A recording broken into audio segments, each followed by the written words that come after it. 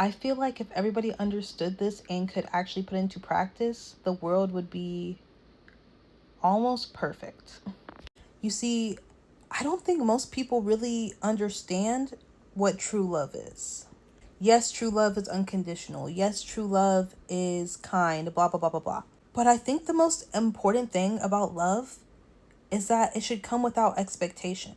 And I think that we say we love a lot of things, but really we just love the way that they make us feel.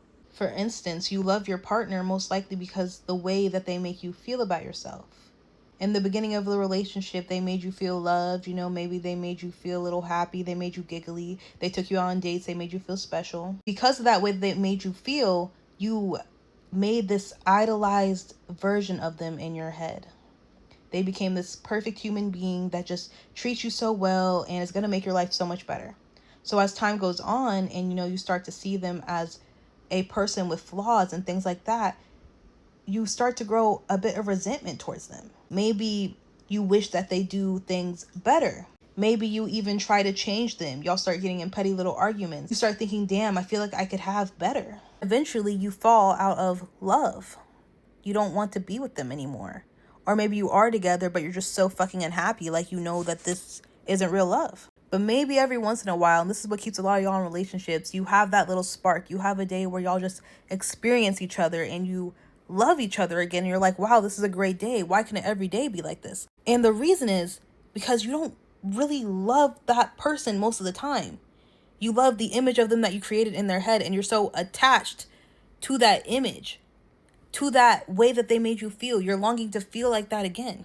And we don't just do it with romantic relationships. We do it with our parents. We do it with our friends. We even do it with activities like the gym, like our passions. Somewhere along the way, we stopped experiencing them for what they are and instead started using them to gain some type of feeling, some type of energy. Because they bring out parts of us that we don't feel like we can give ourselves and that we haven't experienced by ourselves in a long time. If you haven't felt really special and loved and happy, and then you meet somebody that all of a sudden makes you feel like that, you're going to feel like this is like an amazing person that makes you feel like that. Because they brought out a part of you that you have been longing for. So you become attached to that. But if you were able to create that feeling within yourself, and you have always created that feeling within yourself, you would be able to much more objectively love. Love should really be unconditional for everything around you. And I think life would be so much better if we got that. If we could all stop for a minute.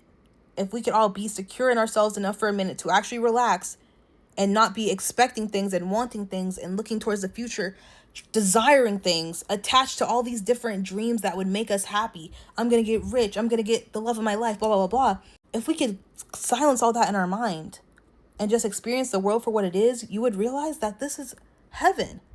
We have all these beautiful plants and animals. We have the sky to look at, the sun to look at. This is a beautiful world full of love. There's so many people in it, all these different things that they offer. Love could be so unconditional, but we're so focused on what they can give to us that we don't even look at things for what they are. We morph them into our own little mind.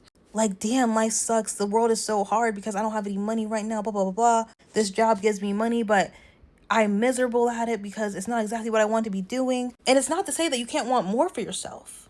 You can create more from yourself, of course. And even in relationships, it's okay to want somebody that is aligned with you and that is aligned with your dreams.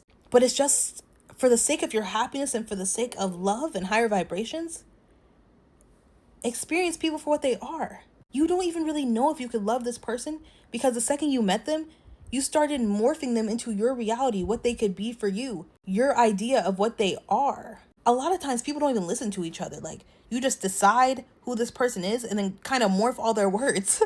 You hear what you want to hear. You could have so many beautiful experiences with so many different people.